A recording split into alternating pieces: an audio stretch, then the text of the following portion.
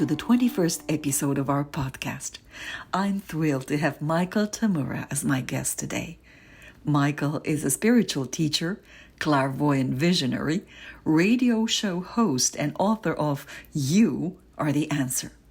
Michael Tamura lives a miracle. Spiritually aware from childhood, he sees himself and all beings as immortal souls. Born and raised in Japan, yet educated in American schools, Michael has spent a lifetime bridging gaps, not only between East and West, but between men and women, the young and old, heart and soul, life and the afterlife, and above all, between humanity and divinity. He is beloved around the world as a spiritual teacher, clairvoyant visionary, and pioneer of healing and psychic development. To learn more about Michael and his work, please visit his website at www.michaeltamura.com. Michael and his wife, Raphaelle, have and continue to host their own weekly radio show, Living the Miracle, on the VoiceAmerica Internet Talk Radio Network. Together, they offer wonderful opportunities for healing, growth, and transformation. Michael joined us today to speak from the heart about his cancer journey and his process with it. For us, it was really touching to hear how open Michael's heart was, even in the midst of not knowing what was happening to him, what was his medical condition when he was brought to the hospital. He was able to see the beauty of nurses and staff and the treating physician. His connection with the physician was particularly touching. This episode is also a very special one for me, as I'm thrilled to also introduce you to my husband, Dr. Rob Rutledge, who's an associate professor of medicine and oncologist for over 27 years here in Halifax, Nova Scotia, in Canada. Rob's passion is to empower people who have been affected by cancer with practical and science-based healthy habits and healing techniques. So I was thrilled when he said, yes, I'd love to join you and Michael for the podcast. Now, I've known Michael for a long time. Rob never met Michael. But after he looked up some of his work and listened to some of his interviews, he immediately said, love Michael's attitude towards life and living. This is going to be good, Gabriela. And here we are. Please join us as we reflect on what does it mean to be a cancer patient and what it means to be a physician treating cancer, fear and the way past it once this terrible thing called a cancer diagnosis happens, and perspectives on being faced with possible death and dying. Welcome, everyone. Michael, it's so wonderful to have you. Thank you so much for agreeing to be our guest on this podcast. What a special Absolutely. What a special day. It's also a special day because it's the first time that my husband joins me, and my husband is a really? Yeah. It's the first time he's joining me on the podcast, and I'm really very privileged. I'm so lucky today. Wow. Because I Fabulous. Two beautiful spirits, and it's so lovely because we'll hear from both sides of the world of the cancer journey. And I'm just so delighted. Well, I'm excited because Michael is like a great person, and he's going to be such a good guest and such a good interview. So thank you so much for sharing of your life and sharing of your story to the wider audience, which I think is so important. So thank you. Yeah, I think so too. A lot of people are going through various kinds of illnesses, not just cancer, but it's life is terminal here in this world. And a lot of people feel alone when they first get a diagnosis. And so when great spirits such as yourself share your story, it's a little less isolating, a little less normalizing that we are going to run into an illness at some point in our life. And in fact, we can expect that's going to happen sometimes. Totally. So, Michael, I'm going to start by asking you, tell us a little bit, are you comfortable to talk a little bit to us about what happened actually? How were you diagnosed? What were the circumstances? Oh, it's actually quite funny. In fact, leading up to the diagnosis wasn't so funny, but I hadn't been feeling very well. And it got worse and worse and worse. This was the end of last year, 2022. And by Christmas time, I'm just barely hanging in there. And I talked to Raphaelle, my wife, about it and everything. And she says, maybe you ought to go check it out with our functional doctor in town. So I called her up and she said, oh, yeah, okay, let's get a blood test. She calls Raphaelle back, which is not a good sign right from the beginning. And she says, well, the test results are so far off than what I know about Michael and everything that it must be wrong. And labs make mistakes, So I'd like you to take him to a separate lab somewhere of your choice. I'll call it in and put a stat on it and everything and see what they come up with. Same test. So they ran the CBC and the comprehensive and all that kind of stuff. And she calls Raphaelle immediately. And she says, just get him in the car, take him to the emergency right now. I said, okay, that's a first hint. That's something is way. And I said, well, no wonder I feel like I have one foot in the grave. And since I know what it is to die, I said, yeah, this time, well, I'll get to that in a bit, but she rushes me over to the ER, and it's very crowded. Right after Christmas, this was January 5th, right after the holidays, New Year's, everything. It's the waiting room, large waiting room. It's a pretty large emergency, and it's packed. We don't even have the last seat. Raphaelle got the last seat. I couldn't even walk in on my own, so I had her get me a wheelchair, and that's how wiped out I was. Oh, wow. And so she rolls me in with a wheelchair. So I sat in the wheelchair. So I had a seat, she had a seat, but every other seat in the whole waiting room was filled with people standing. Fortunately, they had lots of rooms, exam rooms, and somebody comes out, announces a name, and then gets called in. We waited a little over 2 hours, I think. And I'm just pretty much meditating and in prayer, and Raphaelle and I'm talking about different things. But I'm seriously looking at, okay, this might be it. I may not have more than a couple of days, few days at that point. So I finally get called. We go in, and nobody really tells us anything. The communication in the American, medical setup is generally very poor unless the doctor himself or herself is really communicative. So I'm lying on this gurney, and the doctor comes in, asks a few questions and orders a few tests and whatnot. And next thing, this nurse comes in with these gigantic bags, IV bags of red blood cells, packed red blood. Yeah. I'm going, I used to be a nurse way back in my teens. Oh.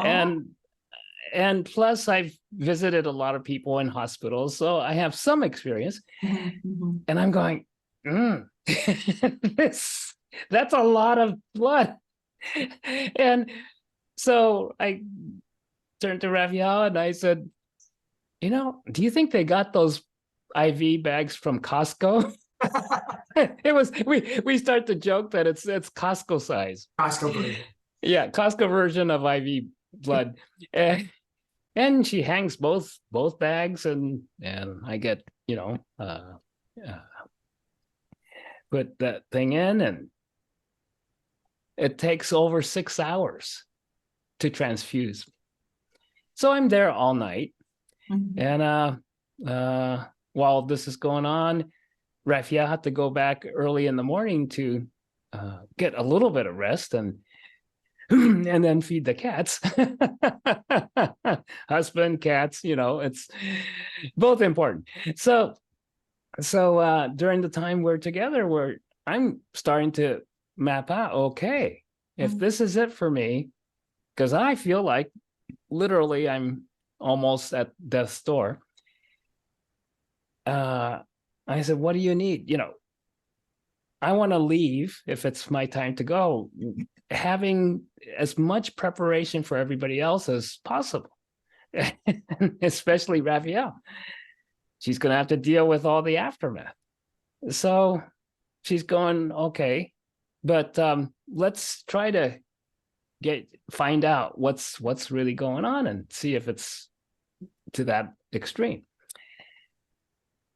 Still no communication from anybody. And the doctor finally comes back and says, well, there's no question, we have to admit you. But the board here said, no, we don't want to admit him here. We'll send him to downtown Sacramento, which is about half an hour away, because they have the staff and the equipment and everything to be able to deal with you. It's okay. This is getting worse, right? So, well, what's going on with me? Do you know? He says, no, at this point, we really don't know. They're going to have to figure it out. Okay.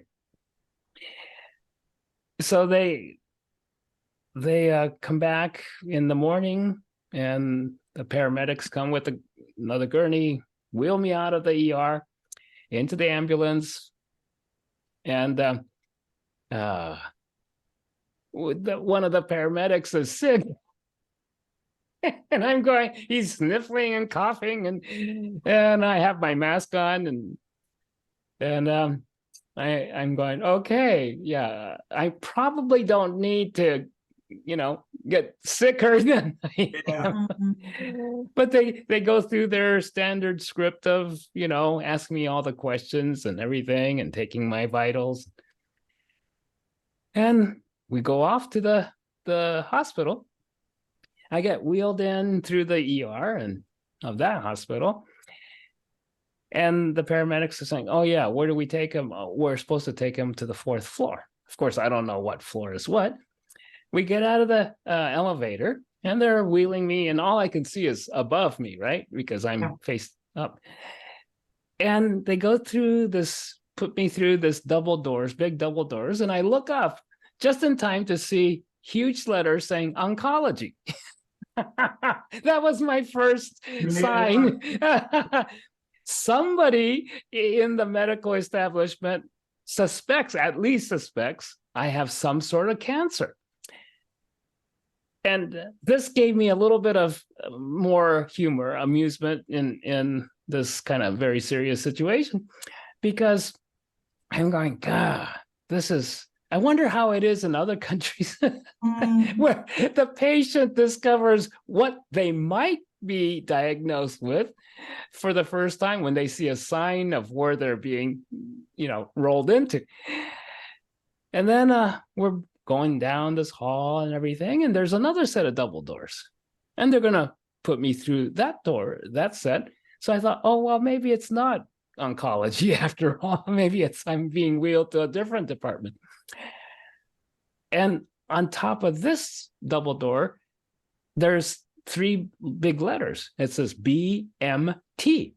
And I have no idea what BMT stood for at that point. So, but then it looked like this ward that I'm being pulled into is like a sub-ward or specialty ward of the oncology ward. I'm thinking, okay, so that's getting worse. And then I get turned into the first room available to the left, and they unload me there. Again, no communication about anything. Yeah. So I guess I'm going, oh, well, on the bright side, I have a private room, small but private and very, very clean. And I'm going, this is about the cleanest hospital room I've ever seen. And so I'm thinking to myself, well, that's 2 good things. I got a private room with some kind of a view of the parking lot, and it's very clean. Okay. And the whole small ward looked like it was very clean, very bright, and freezing cold. So I'm waiting there, and the nurses come in and everything, and they take all the vitals and everything. And anybody know what's going on with me? It says, no, you have to wait for the doctor to tell you. Mm-hmm. Okay. And he'll be in, soon. Okay, sounds great. I have no idea who the doctor's going to be or anything. And finally, this doctor comes in, and the first sign of, oh yes, all this is divinely orchestrated, was when the doctor first came in. I instantly liked him, and he was quite bright, so I knew he was very, very intelligent, for one thing.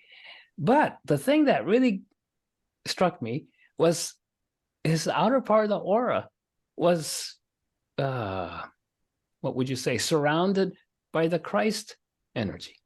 I said, all right. Yeah, thank you, God. Thank you. It's, I'm in the right place with the right people and the whole bit.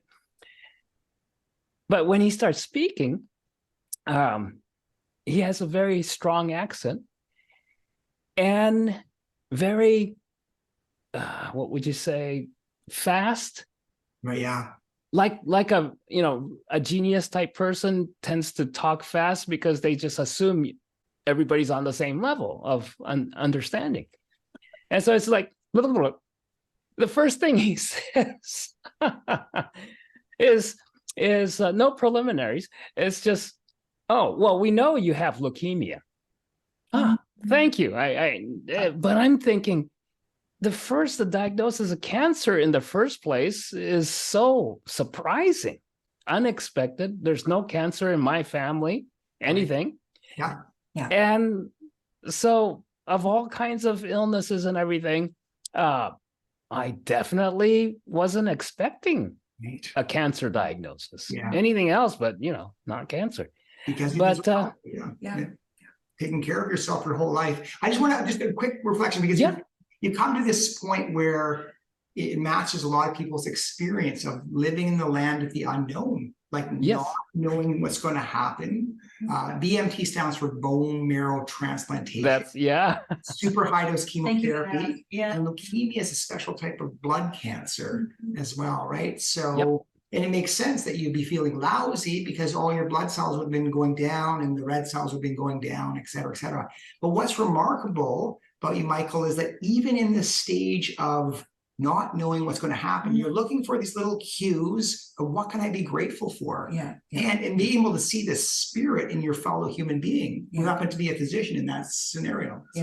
Instead of you're looking for cues of what's permanent. You're looking for cues of permanence rather than cues of impermanence. Right. Exactly. Yeah. And so this doctor, who I instantly like, says, you have leukemia. That's not a question, but we don't know until we do further tests what kind of leukemia you have. Right. I said, okay, great. And he says, so with your consent and everything, I'm going to do a biopsy, bone marrow aspiration and biopsy, to determine further what's the kind of cancer you have. And said, okay, sounds good to me. And then he's got a few of the, I guess, interns or residents or students, medical people, following him around. So I figured, this guy's a top gun in terms of oncology. And he seems to be in charge of everything. So I thought, that's good news too.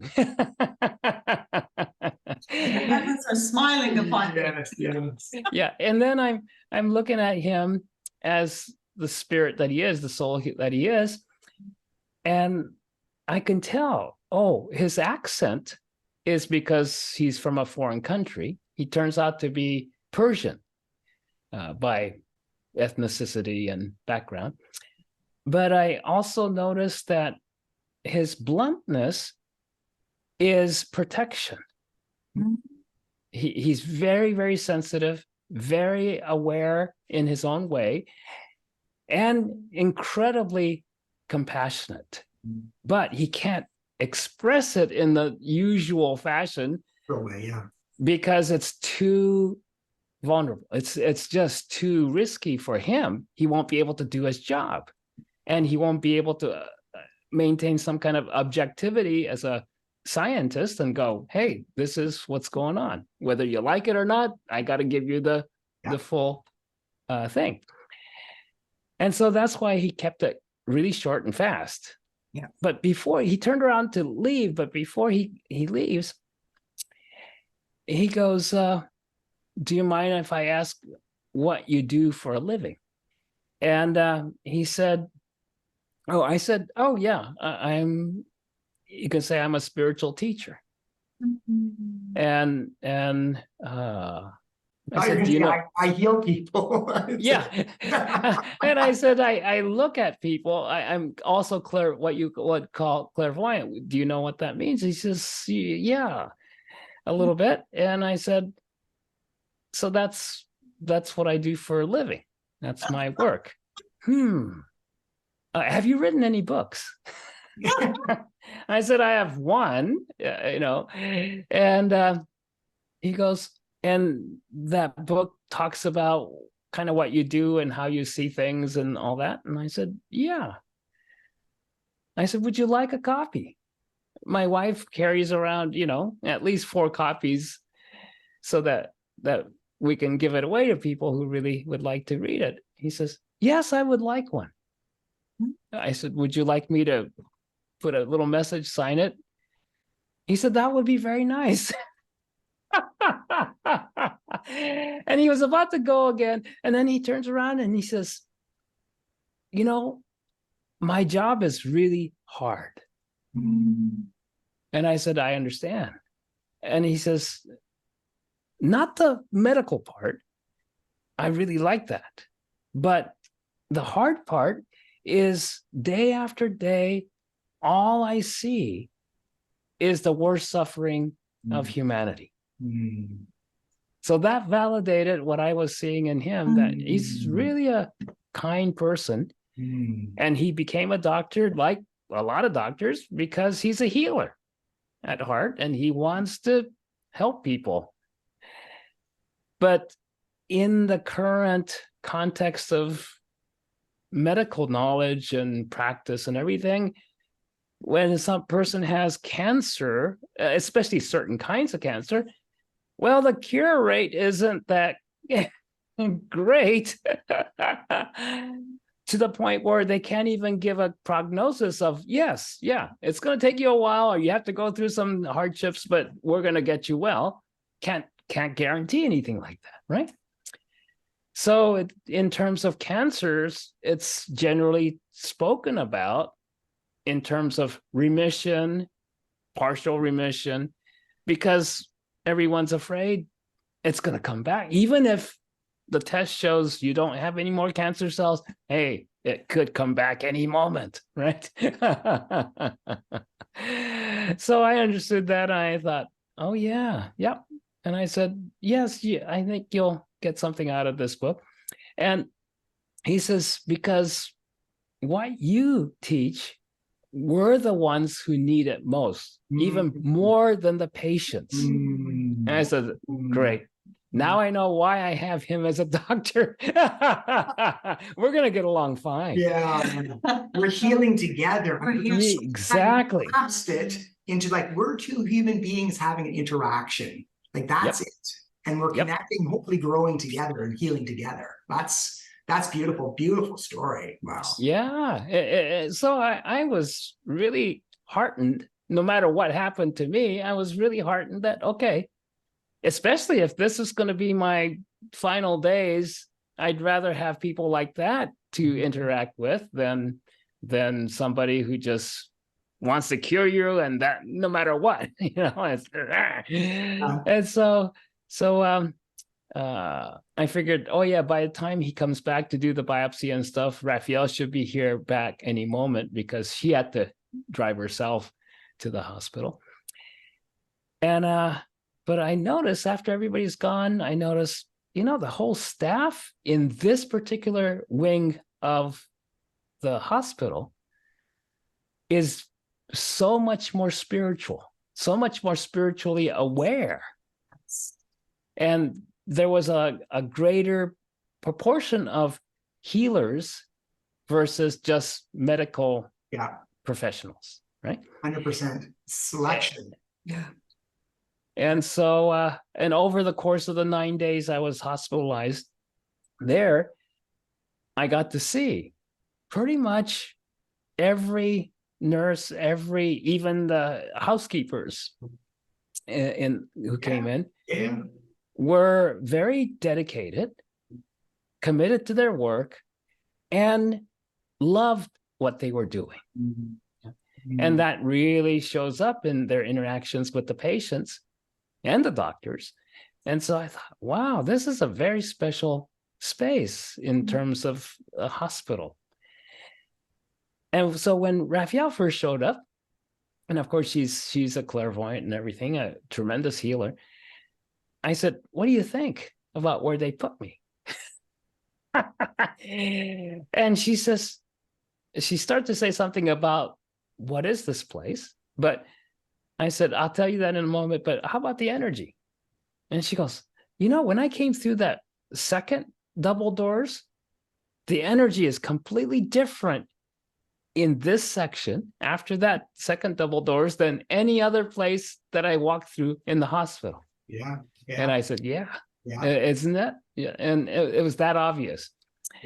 And so and then I gave her the lowdown so far what I found out. And then she was there, of course, for the biopsy. And the doctor comes back for doing that himself. And by that point, I had a chance to speak with several nurses who highly respected him. And I said, he's a bigwig in oncology, isn't he? And they all said, oh, he's the top. He's not only the director of oncology and hematology here in this hospital, and just not even just the chain of hospitals, but he's the main one for the whole valley. Wow. Yeah. Makes sense. And I said, it shows. And so then he comes back, and I was surprised he was going to do the biopsy himself instead of pawning it off on somebody else. Yeah. And so he's being very careful. I could tell he was very precise and specific. And so I completely trusted what he was going to do. And he told me, this might be quite uncomfortable. And it could even hurt quite a bit. And you just let me know. And I put in some lidocaine and blah, blah, blah to numb the areas. But sometimes that's not enough because I'm going very deep. I said, drill away, which surprised him. And partway through, I can feel the pressures and everything. Nothing hurt. And he said, are you still all right? And do you need more lidocaine or anything? And I said, no, you're doing perfectly. It's just great. And he goes, really? Most patients are like that. So he finishes, and Raphaelle says, well, that was pretty gruesome. Yeah, it's worse. I said, I'm glad you're the one watching it, and I didn't have to look at anything. I was just entertaining myself. And then, long story short, he says, well, I'll come back when I get the results. So I think it was a little bit later on that afternoon, he came back. And I can tell the results were not that promising. What do you hope for? Yeah. And so he just gets right to the point. Well, you have AML. Well, having been a nurse, the very, very, very little that I knew anything about cancer or anything about leukemia, especially, was AML. I've heard of that. And I knew it stood for acute myeloid leukemia. And the one thing I knew about it is it's considered the most aggressive form of leukemia you can get. Fast acting. And I said, no wonder I just went down. It was just like falling off of a cliff from one day to the next. And I said, so just to confirm, AML is very aggressive type of cancer, leukemia. And he says, yes, that's right. And then he goes on to, well, I'm going to tell you the 4 different options you have. And I said, okay. And Raphael's there for the whole time. And he begins by saying, okay, the traditional first choice would be the induction, chemotherapy induction, a whole ball of wax. He says, but in your condition, with a pre-existing, heart condition and this and that, the other thing, and your age, I don't think you're going to last. You're going to survive the first half week of the treatment itself. And I said, well, yeah, that's one of the things I was a little concerned about from just a little bit I know about chemotherapy and all that. And he says, yeah, so that's not going to be my recommendation. But you're the, you have a choice. If that's the way you want to go and try to go for it full bore, that's your choice. And I said, okay, second choice. And he said, the second choice is what I would recommend for you, especially. You're a perfect candidate for it. And then again, he's talking very fast. Raphaelle's trying to take notes, but she can't even understand half the things he's saying because he and a lot of times he didn't finish sentences. So you really had to be clairvoyant to understand him, because if you just listen to the words coming out of his mouth, it's like, okay, blah, blah, blah, blah, blah, right? Married to an oncologist, I know exactly what you mean. And I read that as again, part of that protection. You don't want to, because the slower you talk and the more comprehensively you speak to somebody opens you up to more communication, which means you experience more whatever's going on, like pain and suffering and all that stuff, emotional, grief and everything. And so again, he couldn't afford to do that. And so I understood, and I'm just reading his images in his mind, mental images. And I got the gist of everything pretty much he was talking about. And so he says the way one he suggests is a much lighter form of chemo. But it's long term. It's not just like do it once in 100 days or whatever and get it over with. It could be like a lifetime, however much long you live, that's gonna keep on requiring some kind of thing to prevent recurrence. And I said, okay. And he says it's a combination of 5 days straight of IV chemo of a certain kind. And then along with that, a very powerful drug that targets specific cells in the system. Okay.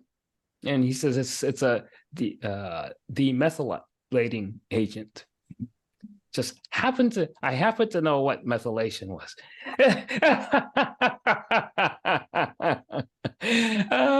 So I thought that's interesting, because generally for health, you want to methylate these molecules so that becomes more bioavailable and everything else. So we're going to demethylate some stuff. So I had to look up, okay, what are we demethylating here with that drug? But I trusted him. I said, okay, that's that one. And he says, beginning of the first 5 days of the week of the month, you get your IV every month. And then the rest of the time you're on this other medication. And he says, by the way, the two medications that are important in this therapy are very, very, very expensive. And I said, like, how expensive? He says, well, that I don't really know. You have to ask the pharmacist or somebody. Yeah. Okay.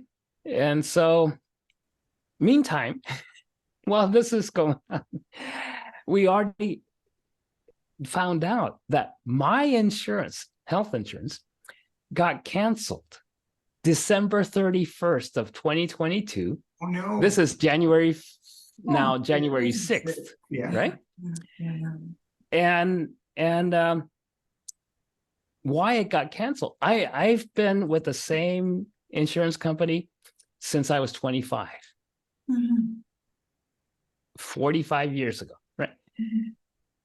This is the only time there was any kind of a lapse in my health insurance. And it was because the health insurance company sent a notice to Raphaelle that our insurance will be, that plan, we were grandfathered in, and they've been keeping us, even though the policy no longer exists. They've been honoring the policy for several years, but they can't continue to do that. So as of December 31st, that policy and the grandfathering in it is done. So you'll have to get a different policy. Okay. Well, they sent that notice to our accountants. They sent it to our bill paying accountants address in Southern California. We're Northern California. And we had to fire our accountants like 6 months before that. So when it came, they just collected all the stuff for several months. And then they sent it to some kind of a forwarding address. And then it was Christmas and New Year's and everything, and we're doing events and all that kind of stuff. So Raphaelle's over the top busy. So when she finally opened this thing from our accountants from months ago, there's the notice. So she immediately calls the health company on the first of the year, like the 3rd of January, and says, well, and we need to, and this was before I got sent to the ER. Yeah. So it's not that big of a concern. And they said, okay, he's been approved and blah, blah, blah. And so he'll have this very good insurance. And she goes, oh, great. It won't be activated until February 1st.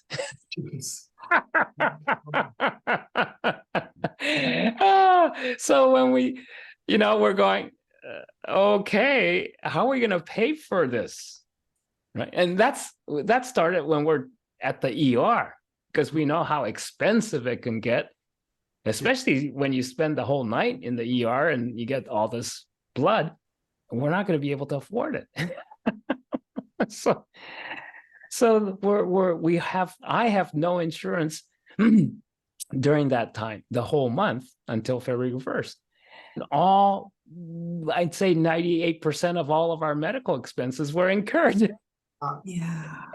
So I had to laugh at the transport and everything was happening. everything. That time. Yeah, and 9 days at a hospital in a specialized ward on top of that with the top doctor. I mean, I'm going, okay, this is like a perfect storm. And so if you think, the diagnosis of cancer is bad enough, plus you don't have any money to pay for it, and plus you're bankrupted, so you're going to have to sell your house and move out if you're going to even pay any bills. Yeah. So I'm looking at that definitely, and I'm sure Raphaelle was looking at it, and like, I don't want to look at that now, because right now getting you care is the most important thing from her perspective. For me, I'm going, okay, but I'm not going to, be able to just leave if I have to die with all this on your lap. So that definitely played a part in my decision which way to go on the initially, right? Yeah. So I'm looking at that second option. I said, okay, you said there's 4. I have 4 options. He says, oh, the other 2 options is not do anything, just go home, have maybe palliative care. And the 2 versions of that, he says, you can go home, have palliative care, and make things, more bearable if you get yourself regular blood transfusions. You'll probably last 2 to 3 months max in the condition you're in. If you don't get the blood transfusions, then that's the very basic option. You go home to die. You probably have at this point 2 to 3 weeks. So I said, well, 2 to 3 weeks is a little bit longer than I thought I had while I was in the ER. And but it's not that much better. And at that point, of course, one of the things I learned from dying, having what's called near-death experiences, dying and then coming back 7 times before this, was that, oh yeah, I was looking back then after I dropped dead 3 times, and each of those times was the heart stopped and, in some way. And I realized when I came back, the 3rd time, I'm going, now every experience of dying is completely different, not only between people, but within oneself. If we go through, as souls, we go through this experience of physical death many, many times over the course of incarnations. Each time is completely different. And so I'm looking at, oh yeah, why it's completely different is because we've grown. We're more aware, we have more wisdom, we have more life experience in each time. And so the next time you go through that death, you are much more capable at dying. And so then I was asking myself, well, was there anything in my experience of dying those 3 times in this lifetime that was the same or similar? And then I thought, since I do recall several of my past life deaths, I included them in the experience bucket. And go, at first, the immediate, simple answer is, oh yeah, every time you get out of the body and you're in spirit, there is no time or space. It just is, because it's undivided. In the world, everything is divided. That's polarity. Male, female, positive, negative, day and night, all the way down to the subatomic particles as positive, negative. And so I'm going, okay, that's obvious, but what else? Is there anything else in my personal experience of dying that's the same? And I finally realized, oh yes, every single time, it's when I come back that I realize, oh yeah, in the dying, it's all about you. Interesting. Or at least that's what we initially think of dying. I'm dying, right? And it's happening to me. And then people who are afraid of it will go, I don't want to die. Right. Right? And so selfishness, it's all about me. Me want the cookie. And so I thought, isn't that interesting? I never really looked at that before that. And so I start to look at, okay, so what is the process? What are we here to learn through this repeated experience of physical death. Well, it's just a extension of all experience of dying. You know, if we have a divorce, the death of that relationship, so to speak, the end of that type of relationship. But just like a soul never dies, spirit never dies, just the body. And what's the body? It's the form of expression of who we are. So the form dies. The form, there's an end. Because this world is a divided world, there's a beginning and an end to everything in this world. So that's why we live in a world that we experience as constantly changing. Every little particle of this world is constantly changing in our experience. Whereas in spirit, nothing changes. Wow. That's what reality is reality is reality because it never changes. It's eternal. It's limitless. It's undivided. And what I think I've heard, that's just beautiful, Michael. Let's just stay a little bit with that because there's just so much it's so wisdom rich. there. You know, it's like as if the ego came to you and told you, you have suffered some terrible loss. Yep. And loss is now part of your identity. Yeah. It's something within you tells you from all those experiences that you described. Yep. Something higher tells you reality has no loss. Reality is permanent. Spirit is in a state of permanent eternity. There is no loss there. Yep. And I will not identify myself with something that is unreal. Did I get that right? Yeah. And that's what you were referring to, Gabriela, earlier, where you talked about permanence and impermanence. Do we choose permanence or do we choose what's impermanent? Impermanence is the constant change, the beginnings and endings that we experience of how this world is, how our bodies are. Permanence is reality. Permanence is that which never changes, is limitless, all giving, all joyous. The reality that is what we call life, or actually eternal life, the unchanging life, is beyond joyous celebration. It's only when we as souls incarnated in these bodies break away from that, or we turn away from that experience. That's when we experience fear. That's when we experience unhappiness. And then we end up believing as an ego, as a separate entity, separate thing, a body. We believe we're isolated, we're lonely. If we don't hold on to everything good, we're going to lose it. Because the world, there's endings all the time. Right? If it began, it ends. And so as long as we experience and perceive life as my life started at birth and it's going to end at my physical death, yeah, then you become a body part of this world.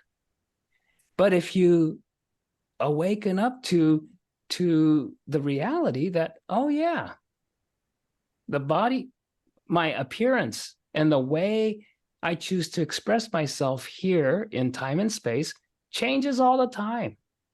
I'm not the same as when I was a baby. I'm not the same when I become an old man, whatever. And I had more hair before.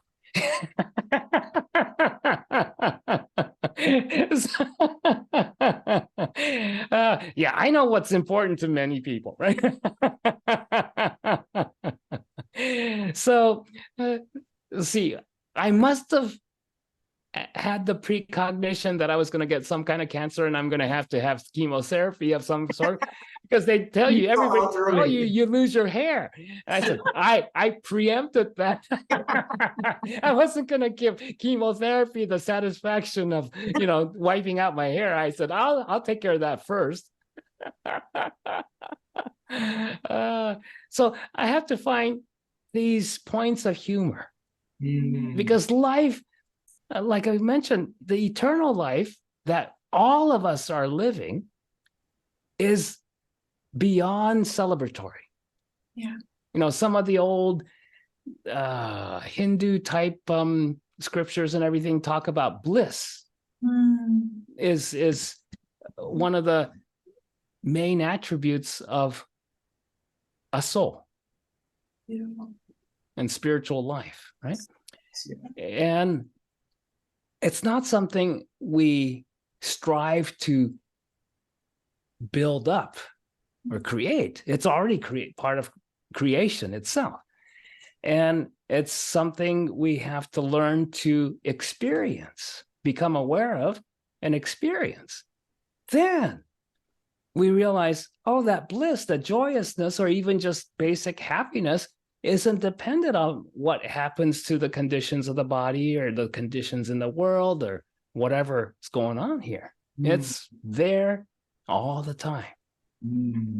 It is That's it. Yeah, go ahead. I was going to say that's the grand paradox as well, right? Because I'm thinking about people listening to the podcast and they have a cancer diagnosis, and it's totally appropriate to do all the things you can do to try to maximize your chance of potential cure or quality of life, all those type of things. But it's kind of like letting go of what's going to happen and being comfortable with dying in some sense. And it's just not the physical death. So I know that's part of your teaching. So maybe you can expand upon that idea of let's talk about dying so that it can be less mystified and more, we can just be more comfortable with the unknown into the future. It's scary. Yes. Yeah.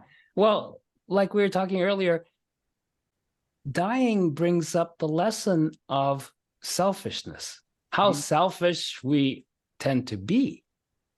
And in the face of any kind of ending, it brings that selfishness right up to we could pretend we're humble and just pious and all that kind of stuff. But in the end, when we're facing the end, especially when we're identified with the end, right? My life is the ending. Then whatever attachment to that selfishness, wherever we give, where we make the ego, the selfish part, that's the divided part.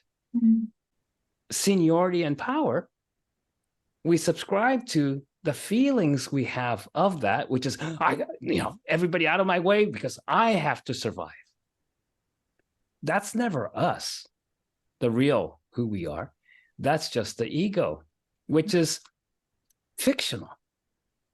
The ego doesn't really, especially in certain circles, spiritual and metaphysical circles, ego's made into a big deal. Because that's the nature of the ego. It doesn't really exist. Yeah. So that's all what survival is about. It's not about us. Survival is about the ego. And because the ego has to fight everything tooth and nail all the time in order to have the appearance that it's real. Or that's in control, yeah. That it's in control, it's real, it's got power, the whole bit. And yet, also the paradox part of it is if we can let go of the attachment and have it has to be my way, it has to be my way. Yes. Sometimes if we can just let go of that, there does happen a kind of second level healing, sometimes also manifests as a physical healing. Can you talk about those kind of? Oh, yes, absolutely. It's, again, most people tend to think in their lives as in the form of either or. Either I'm going to live or I'm going to die. Yeah. Either I'm going to get well or I'm not. The paradox that you speak of, Rob, is neither. How I like to explain it is the world, the ego, only exists on either or. Spirit is both and more. Nice. Because it's limitless. There's always more than we ever think. thinking, why it's linear, is because it's really for the survival of the ego. Mm-hmm. That's why the first thing that happens to most people when they get afraid is to start thinking hard. Whether it's in the form of worrying type of thinking that kind of goes around in circles and doesn't get anywhere, or if a person is a very strong and capable intellectual, they'll start to depend on their intellect, not their mind, but the intellect in their mind. A very small portion of the mind is the intellect. And they depend on that small portion of the mind to try to control everything in order to survive.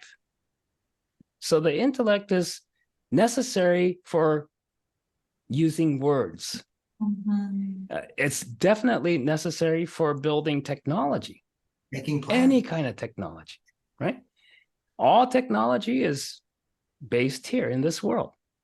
Yeah. There's no technology needed in spirit. Because what's the purpose of technology is to make life easier for us who are living in this world. But if you let technology become the boss of you, then you lose spirit.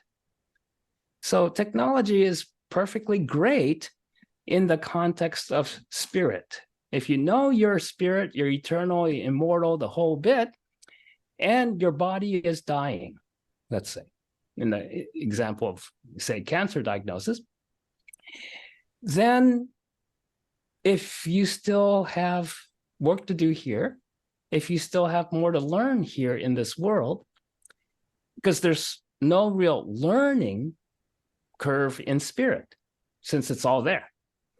Learning is right here in this world. That's why I say dying is easy.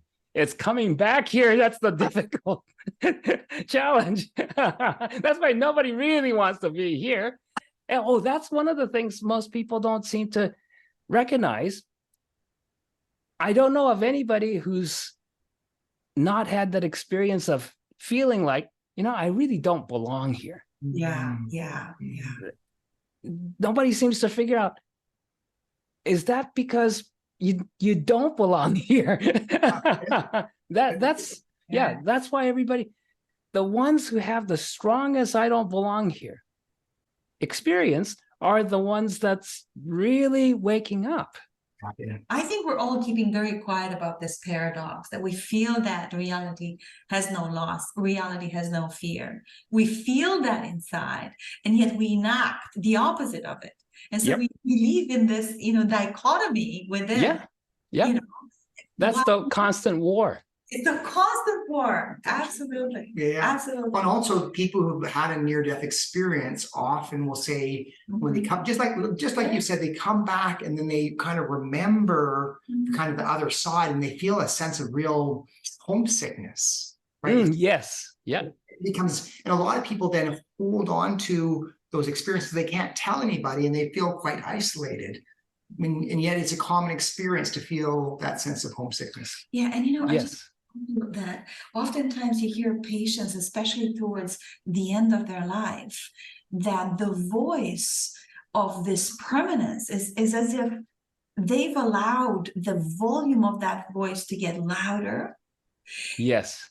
And the volume of the voice that identifies us with a body, that identifies us with a form, is diminishing more and more. That's why you often find, people very close to dying, they don't speak much anymore. And their families, let's cheer them up, let's get them going, let's make them new thoughts. Come on, what do you think about this? What do you think about that? And they don't want to talk about it. And they think, part of it, they're dying, and that may be, but a lot of the time people are saying that they're hearing this permanence. It's as if they want to quiet the ego mind. They want to quiet the constant production of thoughts and play in that passion of knowing the permanence, of knowing that it's time to let go. I'm done with this battle. Exactly. Yeah. So basically, what I think is we should be more proactive throughout our lives I've been practicing dying since I was 21 years old. And why I say that is about a month before my 21st birthday, my teacher, a spiritual teacher, he was really funny. He goes, "Hey, Tamura." And I always knew when he called me Tamura, my last name, rather than Michael, okay, I better pay attention. Robert, if I call you Robert, yeah, that's a sign. Not Robin, Robert. Yeah. Okay, we'll sit down for this one. And so then he goes, we have a choice in how we wish to die, right? And that hit me between the eyes like a 2x4, because I always knew we have a choice in how we wish to live. But how we wish to die, that was a new one for me. I didn't think about that. Well, especially as a 20-year-old, right? Or you don't think about things like that. And so I stopped. It stopped me dead in my tracks. And I'm looking at that. And then he follows up with, we can choose to die in pain and suffering like most people tend to do. Or we can choose to die in love and at peace with ourselves. And it didn't take me a heartbeat. In that instant, I made my decision.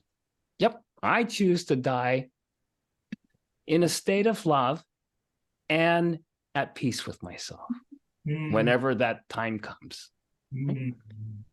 Well, little did I know how powerful our choices are when we make a decision. And this I didn't realize until a few decades later, but when I turned back and I looked at, my whole path that I've been on was determined at that moment when I made the choice that I was going to die in a state of love and at peace with myself. And when I look back at my whole life, the trajectory, everything was about that. Wonderful. And and this helped me a lot. After the oncologist told me the 4 choices, door number 1, door number 2, door number and it really did seem like a game show or something. And I'm the contestant and I'm having to decide which door. So he says, well, and this was getting to be like evening, that first day, full day in the hospital. And he goes, I need an answer by first thing tomorrow morning. And I said, okay, not only am I looking at this perfect storm of finances and health and living or dying or all this kind of stuff, I have to make a decision overnight. Wow. And so fortunately, Raphaelle's there. She heard the whole thing. And so we immediately start to discuss. And Raphaelle, being who she is, she goes, this is your choice, your decision, not mine. So she says, my decision is whatever you decide. If you decide you're done here and this is a good way out, she says, I don't like it, but I will totally 100% support you. That's and true. How you wish to spend your last days on Earth. If you decide you want to go through, everything you can get your hands on to kind of prolong your life, she said, I'll support you 100%, or anything in between. She says, it's your call. I'm going to stay out of trying to influence your decision in any way. And she's been true to that the whole time. And I said, okay. But I could see, if she had her druthers, she'd rather me stay a little bit, at least a little longer. But I thought, no, I have her permission and blessing.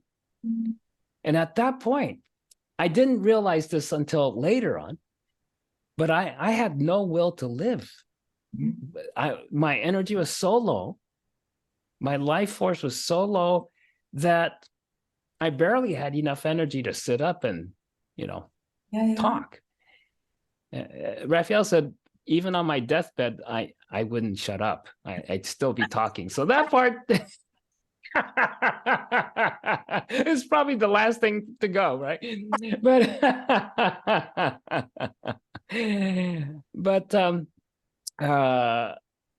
So I'm going, okay, well, I look at my life, I review my life, which I do regularly anyway.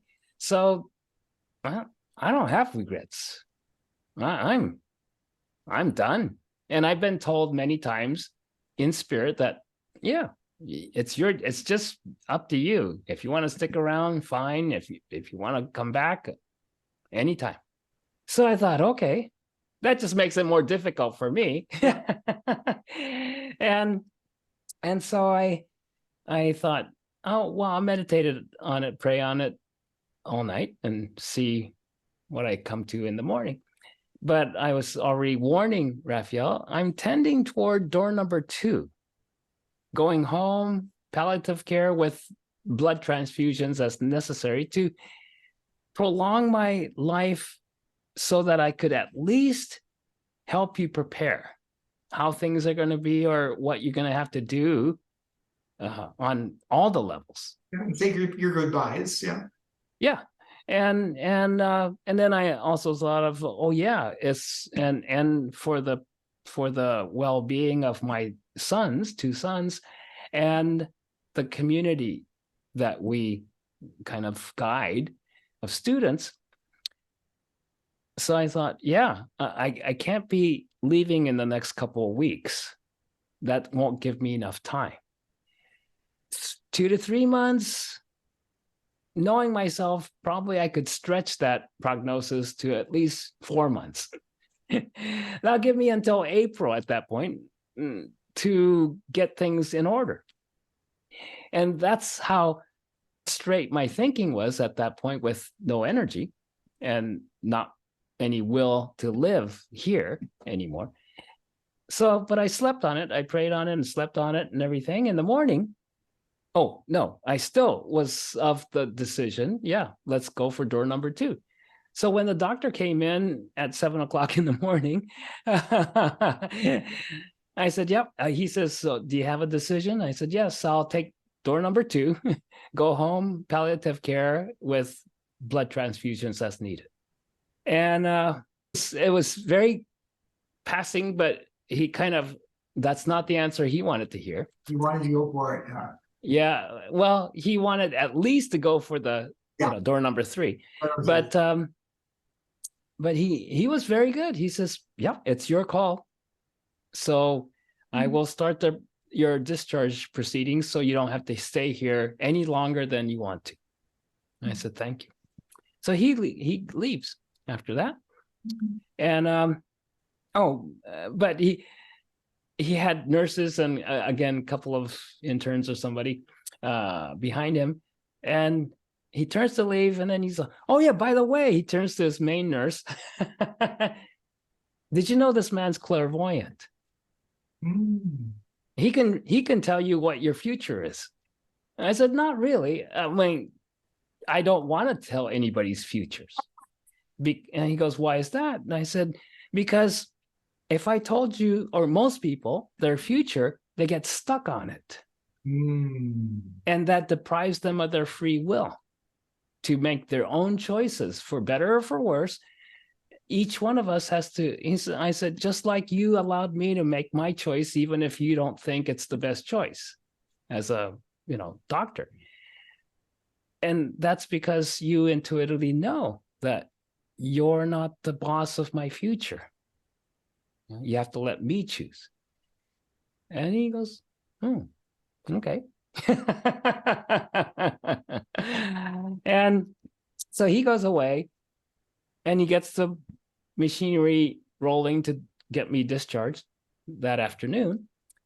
But then I knew he sent my nurse for the day in after she takes the vitals and gives me medications and stuff.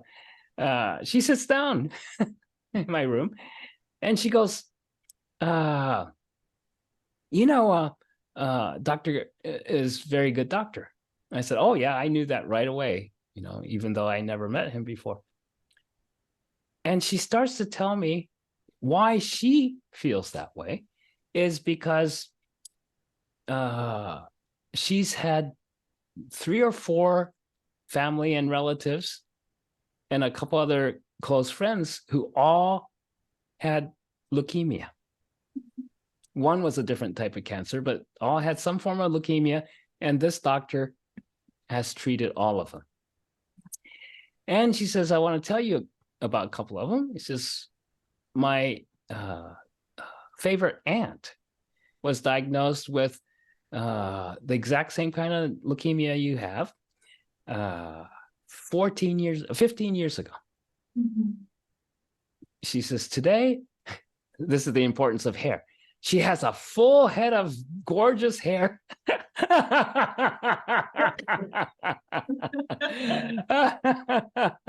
And she's living a perfectly healthy, normal life, full time. And no more chemotherapy, no more medications or anything. She's completely well. And she's been living that way for 14 or 13 and a half years from the diagnosis.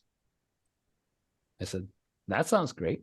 That gave me a little different perspective. And then she said, however, she went through the full-on chemoblast and everything, and stem cell transplant, bone marrow, whole thing. And then she says, now my husband was diagnosed with a different type of leukemia 5 years ago. Today, he's working full-time. He's playing sports. He's, he has a very active, full, energetic life and no sign of cancer. And he's not on medications. So I'm going, okay. So that's, gives a little more perspective at the prognosis of, okay, anybody with this type of cancer has this amount of life expectancy. Is God talking to you in the form of a nurse? Absolutely. Yeah. And plus, I really like this nurse. She was very much of a healer and very sincere. And so, but I can see the doctor behind her going, I think part of his decision's based on finances. And would you talk to him about this? And then she asked me, the doctor mentioned that you and your wife were concerned about finances for the medical treatments. And I said, oh yeah, that's definitely in the equation. And I told her why. And she says, oh, well, I personally have been working with this particular doctor for many years. Mm-hmm. He's so high up on the hierarchy that with one signature, he could approve of tremendous financial aid. And he already told me, in your case, you're such a good candidate that in your case, he'll sign off on everything so you won't have to pay a penny. Oh my gosh. Wow. So that definitely changed the picture for me. It didn't turn out to be accurate. His intention was definitely sincere, but even with his stature, the hospital administration wasn't willing to go for it full on, certain things. So it became this whole management staff started to, because of who he was, they started to get on board to, okay, how can we help this couple with their finances? But everything they came up with, we got turned down on when it gets to the certain point with the government and everything. And so we're going, okay, but hey, that gave me a little nudge to go, well, maybe I ought to go for door number 3. That's the first time, between the nurse's personal experiences with her people and what she said about the doctor and the finances and everything else, I thought, this is definitely a message. And when I looked at that, I realized wasn't looking at. One of the things I realized was in all the 7 near-death experiences, I never had to approach my death. Right? Isn't that interesting? Anybody who's had a near-death experience says it's a surprise to die. Right. They weren't expecting it, and boom, they're dead, and then they come back. Yes. So all of a sudden, the light bulb goes on, and I'm going, wow. Here, as much experience as I personally had in dying, I don't have any experience in approaching death gradually. Yeah. Right? And then I thought of my parents. My mother went, damn. She was, at the time she died, she was 63, 64 years old. Most people thought she was my older sister. She looked too. Some people thought, including even one of those carnival psychics, guessed that she was my younger sister. Wow. And so that's how good she looked. Yeah. And how healthy. And she was Michael, you look very good for your age. You always look very good for your age. Yeah, let's be very clear. Still trying to The genes in your family, I tell you. No, I don't look like a 7-year-old man, but she died young. Yeah, I guess that's one way to preserve our youthful look is die young. Avoid the later rush. Anyway. Whatever you do not get wrinkles. Yeah. That's because Raphaelle says I have thick skin. Can I ask you, yes, around that same idea of choosing or approaching your own death in Canada, and I think actually about half the states, there's medical assistance in dying where people decide to have an injection where they kind of die early, kind of check. Oh, yes. I wanted you to offer your reflections as to, do you not necessarily agree, but would you choose it yourself, or do you think it's appropriate for most people? Like the spiritual perspective on medical assistance in dying. I think it's just like everything else. It's absolutely dependent upon the individual. Yeah. Great. And there's no catch-all answer because not only are we all different and we experience our life very differently. So in certain cases, some people are suffering. All they can experience in their mind is their suffering. And it gets so intolerable, they just want to end it. But because of certain other things, they might not want to end it themselves. Right. So they ask for, especially a medically supervised, legally available way to go. I'd say that's just that person's choice. Yeah. It's completely. But as far as just killing yourself off. Oh, suicide is. Yes. It's suicide is basically the intent to kill yourself, right? And then you can follow through and kill yourself.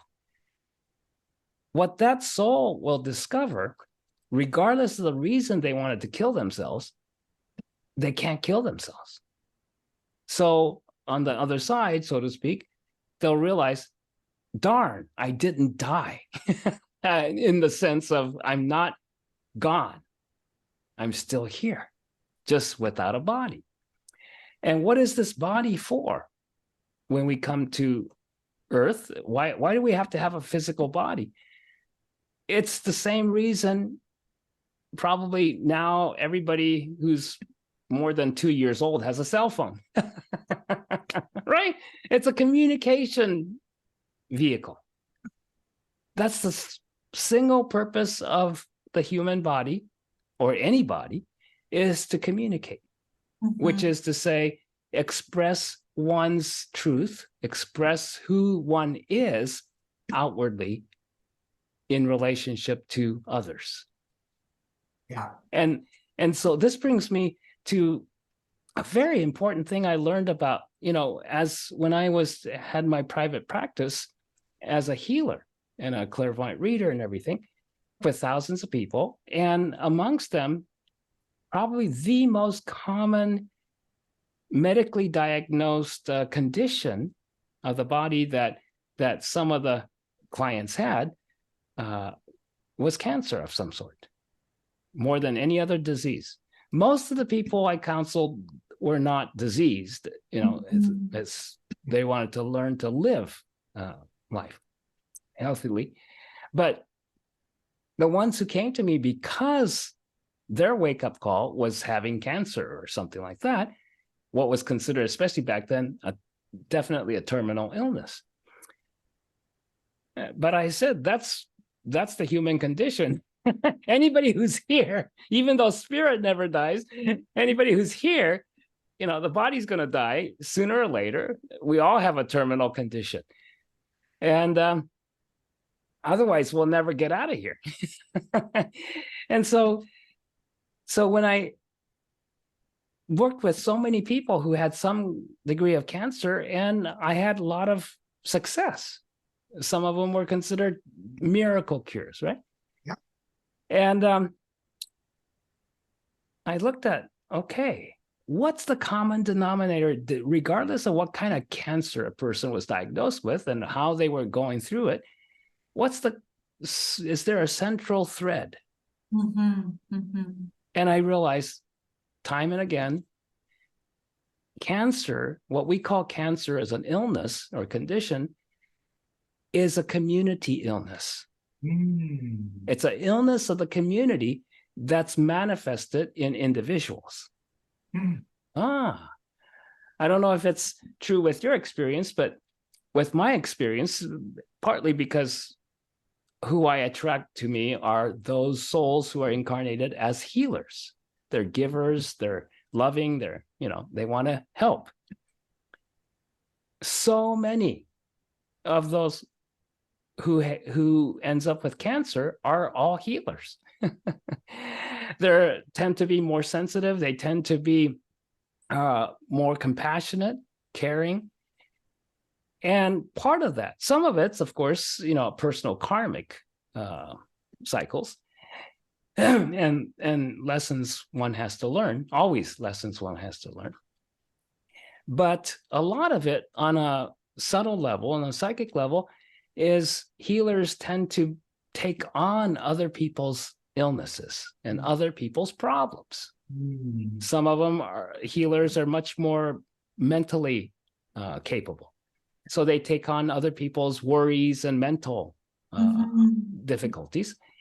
Whereas other healers are much more feeling-based and emotional and whatnot. They take on the emotional upsets and problems of others. And especially during childhood, a child, it's always a surprise when they get abused by a parent or an uncle or whatever, or hit, and punished and things like that on a pretty severe level. And it's almost natural for that child, the soul in a child's body and mind that's not experienced life in this incarnation, even if they were nearing their mastery in a previous incarnation, we still have a new body with a new set of algorithms. And when they experience something like that, it's very natural it's all about me. So what did I do wrong? What's wrong with me that I upset this person so badly, obviously, that they're beating me up or whatever?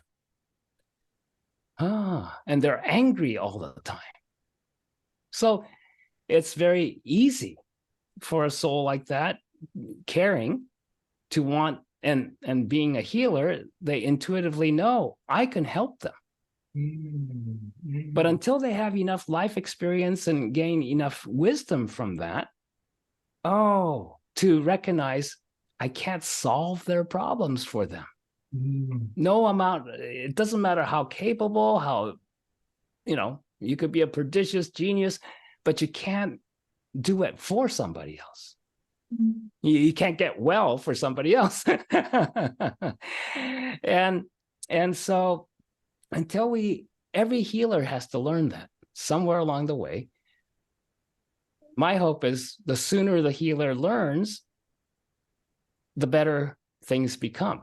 But most of us learn by the school of hard knocks, and we go through it over and over. That was my journey, all from childhood on until, well, even now. I'm still learning it. Which brings me to a question, Michael, if I may. Yes. So you get a cancer diagnosis. To what extent has this cancer diagnosis, and I think in some ways you already answered this question, but in which way has the cancer diagnosis given you a spiritual orientation, has either helped you or hindered you? Oh, absolutely helps. I think you probably heard this from a lot of cancer people who have had cancer, especially those who have gone beyond, got healed themselves fully, is if you had to do it another way, would you do that? And they go, no, I got so much more out of what I learned and experienced through having this illness than I would have any other way. And this is the nature of spirit. It doesn't matter how, on a human level, how bad the world or life situations might be that we're going through, spirit will always guide you in a way that homeward takes you back to your true self rather than away from it. Right? Yeah, I agree. So it's my orientation. Orientation's a really interesting word, isn't it? It's kind of where your position is relative to a compass direction or something, right? It's orientation has to do as which way are you facing, Right. which determines, even on a physical level, what you're looking at. Right. Is where you're going to end up. Yeah, I was so what would you say, validated when that story that came out and they made it into a movie as well, Art of Racing in the Rain. It's sorry. Oh, it's narrated by a dog. Totally my kind of story. But we'll have to watch it. Yeah, there's a point where the dog's companion, human, is a very good race car driver. Oh yes, I saw the trailer. Yeah. Yeah. So what the race car driver learned as one of the biggest points in racing that allowed him to win under circumstances, under conditions that were treacherous, and even the champion type racers often crashed in or had to turn off, was that he learned that where you have your sight, and in his case, the physical sight, right, is where your car is going to go. Right. And the same is with, pitching in baseball or anything else. Yeah. Where what you're looking at is where whatever you're projecting into that for your purpose is going to end up. So if we're looking at what we're afraid of, and we're looking at it, staring at it because we want to avoid it at all costs, we're going to crash into that wall. Yeah. It's defined. It's like that. Well, you talked about, I heard one thing is like when you went onto the ward for the very first time, you're actually open, and your orientation was to see the great spirits that were around you. Right. So you've had this whole lifetime of really putting your mind and your orientation, your sight into seeing spirit. Yes. And I would just say, just to reflect on your ideas here, is that we bring our whole orientation into a cancer diagnosis, for instance. So, right. And so then we bring our personality, we're bringing our condition on. The difference, I think, is that cancer offers an opportunity, opportunity to reevaluate, opportunity to change your vision, to say, what's most important? What's this life about? Yes. How can I love? How, as you said, how can I communicate that love? So there's always that opportunity, regardless of whether you're going to be cured of cancer or not. There's always that opportunity. Love, and you know what? I'll take your argument one step further. This is just beautiful. In fact, every challenge offers us an opportunity, isn't it? Absolutely. Agreed. Whether it be you lose your job, you know, a divorce, a child that is injured, a mother or a father that passes, you know, a dear one. Every challenge is an opportunity. Yeah. What does anyone consider to be a challenge? Because one person's challenge is not another person's challenge, right? One person's challenge is the other person's hobby for entertainment. And so what makes that very personal experience that this is really challenging in life is we're looking at fear, right? Well, and what is the fear? You were mentioning earlier, loss. Right. Yeah. When we really trace fear down to its essence, we're afraid we're going to lose something of value to us, right? So, and ultimately, whether the fear is, oh, this is the, you know, marriage of my dreams, or this is the career of my dreams, I don't want to lose it. This is my favorite body I ever had, or whatever the case may be. Yes. One and only. Every single situation, we're looking at a thing, a separate thing. Even a relationship in our mind, we make it into this relationship is separate, different than all the other relationships, right? And so, and that's why we have the experience of we might lose it. You know, we're gonna die from it, and we're gonna lose it. So all death experience of any level, of any kind, is we're gonna lose something. And what cancer is a very great example. It's considered a terminal disease. So, we're gonna lose our life. Is the ultimate loss. And so when you get cancer, there's a lot to be scared of. You know, when you normal, it's human. I mean, you mentioned especially if your conditioning is there. I agree. Your partner. Yeah. And so, what comes up? See, people think they want to avoid fear. That's why most people are not aware how much they live in fear, because they're riding above the fear. The fear is submerged to the point where they don't even realize they're in fear. But it dictates how they respond to things, how they relate to others, and everything. So things like cancer that brings up a lot of fear, that's until that moment, it's hidden, it's submerged. We don't know we're afraid. We don't even want to talk about death or dying because we're afraid of it. And so that's why it's so important that we share this podcast and say, this is normal. This is part of the human experience. Exactly. What's your picture? What's your purpose? Like, see a bigger picture and to recognize tough stuff's going to happen. Yeah. What was the most difficult thing for you? Well, it's,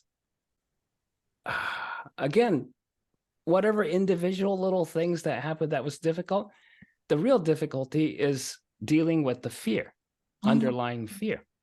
Then how I dealt with that each and every time, because I'm aware, this is a good thing.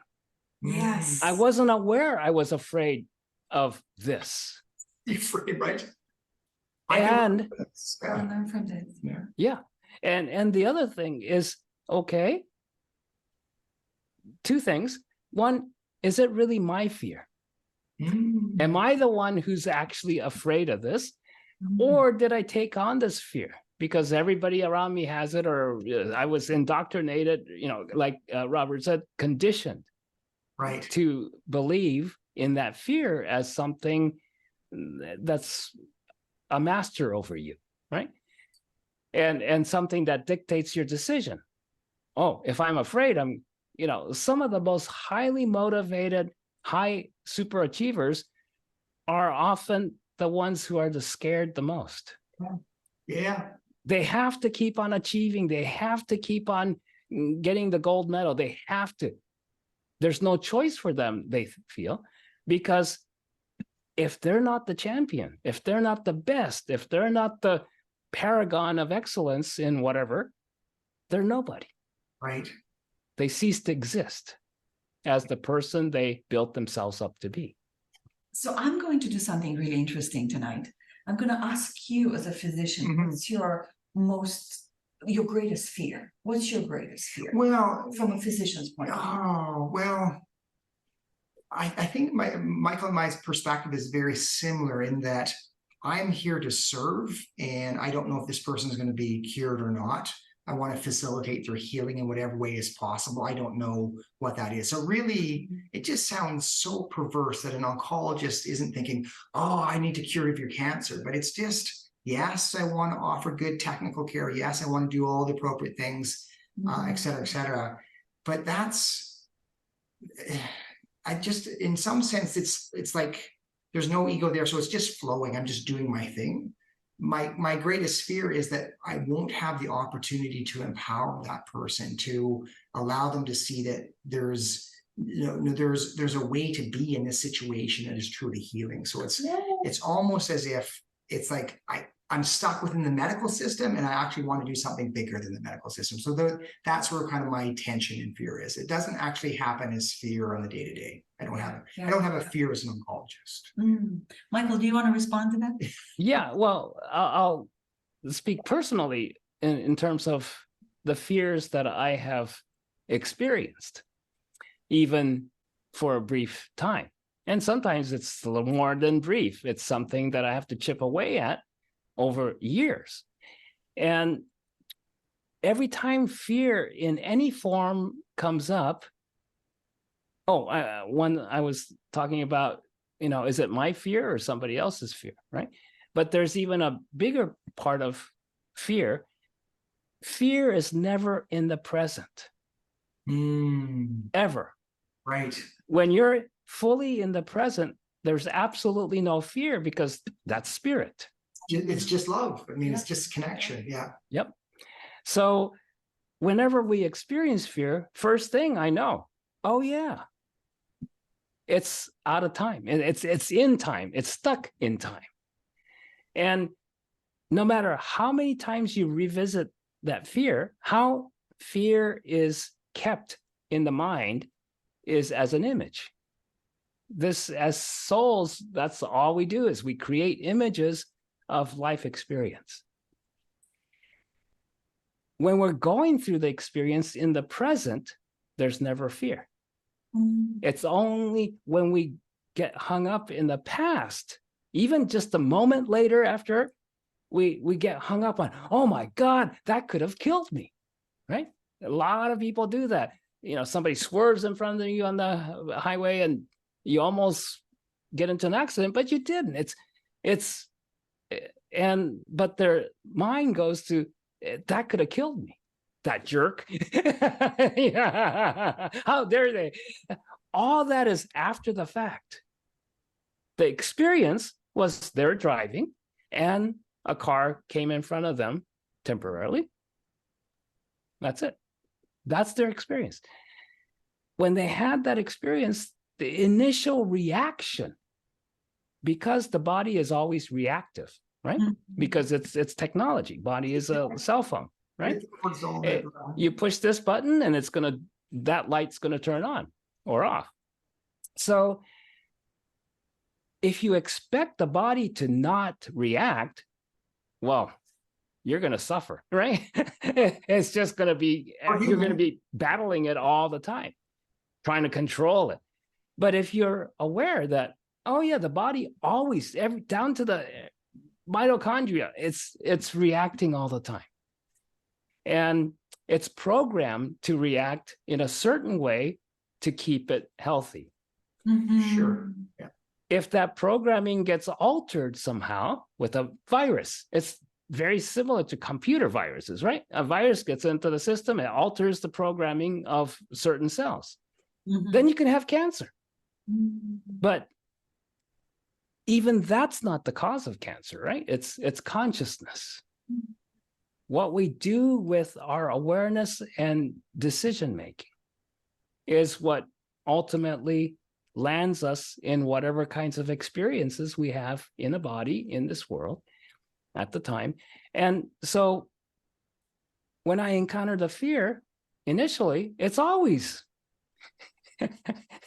I call it the oh shit moment. Yeah. Sorry for the language, but that's the reaction. It's For right. human, Yeah, it's a human reaction. It's like, oh no, but that's just one instant right in time. If you don't get attached to it, if you don't identify it, and then you get stuck on that moment, which only exists as an image of what happened. But after that moment, if we stay stuck in that moment, we start to add more images of our own making on top of that moment. Right. So instead of the car swerving in front of you and then just going off, your afterthoughts, if you don't get out of that reaction, stuckness, is, oh, that's the person who almost killed me. And I could have done this, and I could have. And it's full of more divisions, more judgments. Right. Yeah, because most spiritual teachings will say that judgment has no place in one's evolvement, right? Or healing. Yeah. The moment you judge, you've divided yourself against yourself more than less. And so anytime fear comes up as a reaction, the reaction is one of resistance, avoidance, trying to get rid of what we decide is the cause of that fear, object of the fear, and it's trying to get away from it as fast as possible, as permanently as possible, and try to figure it all out to encapsulate it. Kind of like, I guess some of the immune system does that, right? The cells encapsulate other cells to separate it out, isolate it. Yeah, put it in jail. Except for in the human body, I think most of the time they put a cell in a jail, they know how to eliminate that prisoner instead of hold them. And can I add to your description of a kind of like a past event that we hold on to and then solidifies and we add to it, et cetera, et cetera. What I've also noticed is that people have fears into the future. So not only does the kind of past kind of bring them to here, but they start to project as to everything that might happen into the future. In some sense, they live all their chemotherapies in the next 3 seconds. And also they live their dying experience in the next 3 seconds. And that causes a fear reaction. And what I have seen, I've had patients who, have a difficult diagnosis and they're scared because they don't think they can cope. And then I see them near end of life. And just like you say, Michael, in the moment, there's actually no fear. Something within us is able to match exactly what's happening in that moment. We have an inherent resilience if we can just let go and stop trying to encapsulate our fears and control the fears of the future. And trying to control the past. Yes. People immediately try to fix what went wrong in the past. And there's no fixing. Once the past is experienced, it's an image. The only thing remaining of that so-called past experience is an image, or what we call memory, of that experience. And that's important because, that's what we learned from. But if we add on to that memory with judgments and everything else, fear and anger and, whatever, then it gets stuck. We stick ourselves into that structure of images. Ultimately, that's what the ego is a structure of images that, seem to direct your thinking and actions and energies in a certain way. Yeah. Yeah. We have one last question. One last question. I just wanted to ask you, where do you get your main source of strength? The simple answer is God. And I'll tell you what the question is coming from. So Rob never met you. I've known you for more than 10 years. Your attitude has been constant throughout. You laugh at the tiny mad idea that we could be anything except pure spirit. And that's just so refreshing. And you've been like this all your life. Yes, now, Rob doesn't know you, and he starts vehemently. He's a very good student. He goes and he, looks you up and watches some of your videos to be completely, be prepared for the podcast, just done his homework. And he comes downstairs and he said, I said, so you, I said, so what do you think of Michael? He said, oh my God, I love his attitude.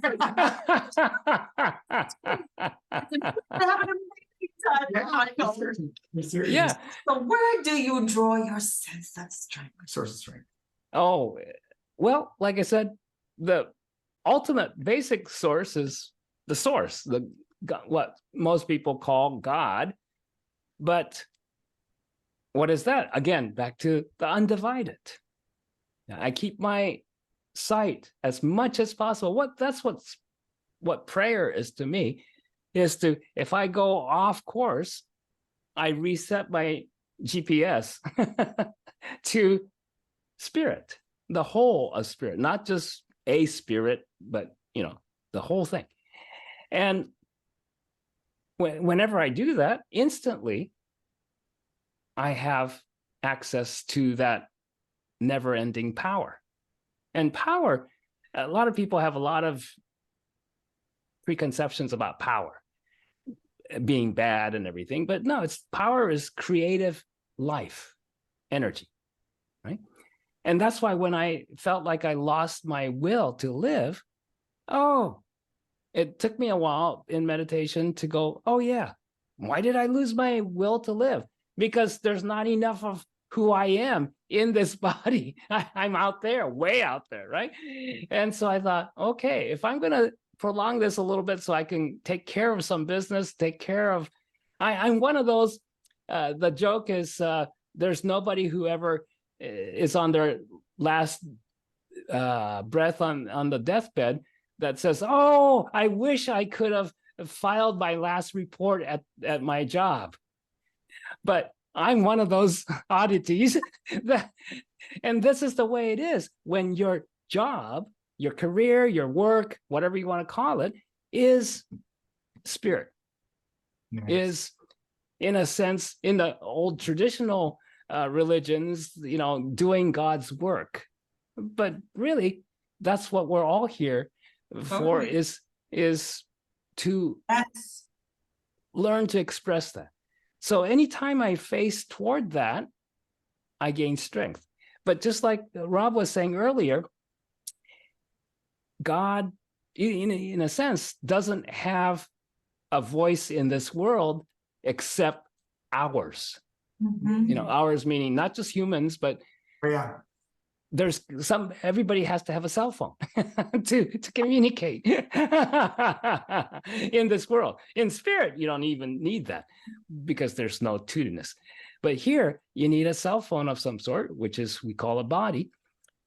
We have to learn, as spirit, we have to learn how to navigate this body-mind, because the body doesn't contain the mind. Mm-hmm. The mind contains the body, right? Mind is limitless, body is very limited.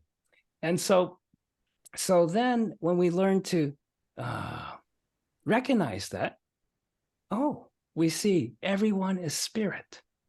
Everyone is the same one light that you are, everybody's the same.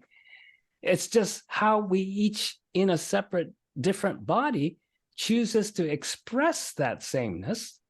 That's where uniqueness and differences and, even wars originally is, I don't like the way you express yourself, basically. And people get stuck in, oh, that's not God, that's not spirit, you're evil. But nah, well, yes, they could do evil things with light, but it's just an expression. So on a very personal level, Raphaelle, my wife, a rock throughout this whole thing. If it weren't for her, I'm not sure if I would have really made it through the first few days. You know? And then remember I mentioned about the cancer, especially being a community illness. Right. Yeah. It requires the assistance and support of a community. It doesn't matter what community. So I've spent a lifetime building community. Nice. Anywhere, everywhere, because it's not a membership organization. It's just communication, cooperation, camaraderie. Yeah. To me, that's what, community is. However way anybody wants to do that, that's fine. But if you isolate yourself, that's one of the things when people are in fear, they tend to isolate themselves, they become powerless. Yeah. Especially when you are sick. Right. And seriously sick. Isolation is the last thing to do, even though, in contagious illnesses, you get isolated, right? Even in the bone marrow transplant ward, you get isolated for your protection, but you still have a community. Yeah. In a hospital, you have to develop a medical community, a community of medical professionals. They might not be your best friends, but hey, they're all the same spirit. Yeah. They're taking care of you. Which leads us into offering the podcast listeners opportunity to join our community. So we're running a 6-month program at cancerpep.com. And essentially, it's really about community in some sense. Yeah. So for every day for 6 months, we email you every single day. And there's videos from Gabriela and me that empower people. Because I do believe we have a body, at least at this level, and that if we can take care of our body, we're better able to communicate and to love other people. And so that's, for me, the purpose of making the body stronger and healthier is so that we can love more. And so we take people right through exercise, meditation, diet, et cetera, et cetera. It's powerful. Including their identification with the mind. Yes, Power yes. in there. We add some Choices, HCIM to it every week as well. Yeah. So, I mean, in some sense, right. So you take care of yourself, do all those things for the grander purpose, right? The grander purpose is to connect and to love and to communicate, as you say. Yep. And that's really what we're here to learn. Every single one of us, no matter where we are in our spiritual path or anything, or health or anything, we're here to learn to say hello more fully with each other. Yeah. And just before we say goodbye and we end this podcast, I have to ask you, which option did you choose? Are you okay now? What's happening? Yeah, I went for once I talked to everybody and everything, and then what I thinking, I'm not going to have enough quality time or functional time to help Raphaelle or anyone for that matter if I chose any of the options that only gave me maybe up to 3 months. Right. So I thought, okay, I'll go for door number 3. That way it'll give me the time to prepare people, those who love me, who care about me. They don't want me to go, but my job is to prepare everybody enough so that when I do go, they're not going to be devastated or stuck, traumatized for too long. It's going to be hard no matter what, but it's how can I make it a little bit easier? So that played a big part in my decision. And having spirit come to me and saying, exactly what Raphaelle said was, it's your choice. We're not going to interfere. But if we had our druthers, I'm putting words in their mouth. Yeah. If we had our druthers, if you stay here, as long as you can stay here, you're going to do great you're going to benefit people. Including us. Including us, exactly. And our wonderful listeners. No, it's us personally. And the journey that we're on. What I learned was my teacher, who's been on the other side for a long time, came and said, not only if you stay here, you'll benefit people, but even if you're bedridden and physically incapacitated, or even mentally incapacitated, 100%. You're going to benefit. Yeah. Yeah. It's community. We heal in community, right? Yeah, we all heal together. Together. Absolutely. So being part of the community is the healing. Yes. Michael, thank you so much for being part of this podcast.